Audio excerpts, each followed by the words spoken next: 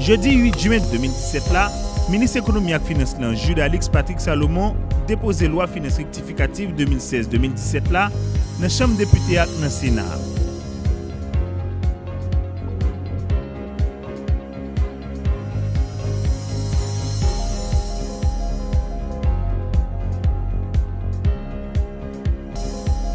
Dans l'exposé motif lié, ministre a plaidé pour budget rectificatif là, jouer un bénéfice urgence bon côté parlementaire.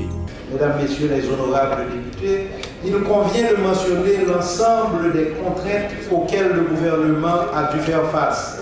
Non seulement celles relatives aux obligations pour lesquelles les crédits budgétaires se sont révélés insuffisants, mais encore celles afférentes aux obligations pour la prise en charge desquelles les crédits budgétaires n'avaient pas été prévus parce qu'il s'agit de décisions prises après l'adoption du budget par le gouvernement précédent. D'après le ministre Salomon, la loi finance n'a pas qu'à couvrir toute priorité gouvernement. Mais l'important pour permettre de redresser l'État.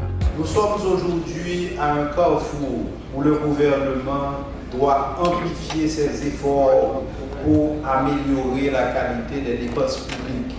C'est un passage obligé dont l'objectif est de préserver l'équilibre macroéconomique. Parallèlement, il se trouve dans l'obligation d'assumer, dans le cadre de la continuité de l'État, des charges salariales de plusieurs centaines de millions de gouttes dues à des recrutements peu opportuns de personnel en fin de gestion. Des choix douloureux ont donc été faits dans ce projet de budget. Des prévisions d'investissement combien importantes pour notre développement ont dû être revues à la baisse dans certains cas, compte tenu de la réalité de nos ressources. Budget rectificatif, ça, c'est un signal important sur la volonté du gouvernement de gagner pour respecter l'engagement qu'il prend pour côté une série de gros secteurs dans la vie nationale, là, d'après le ministre Salomon. Pour répondre à ces différentes obligations, tout en gardant un niveau acceptable et réalisable des bons du Trésor, 3,6 milliards, il a été proposé de réaliser certaines coupes au niveau de certaines lignes budgétaires dont le niveau d'absorption au premier semestre était resté jusqu'ici faible. Aussi, nous appelons à la compréhension et au réalisme des élus pour une analyse minutieuse mais urgente du document budgétaire dans cette conjoncture particulière. On peut considérer comme un budget qui devrait nous permettre de nous dépanner jusqu'à la fin de l'exercice.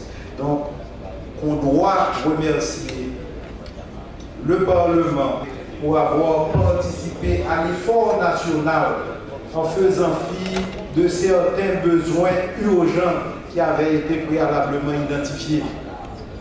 Le Parlement a pu comprendre les difficultés économiques et financières de l'heure et ont accepté de reporter des besoins urgents préalablement identifiés, et il faut remercier cette auguste assemblée.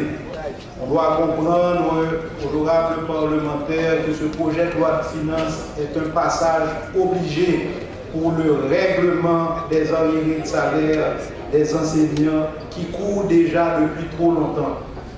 Je dois également particulièrement remercier la compréhension de mes collègues ministres qui ont accepté de sacrifier une partie de leur budget respectif, et ce, en dépit des besoins urgents de leur secteur d'activité respectif.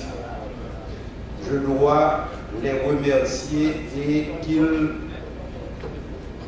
aient ici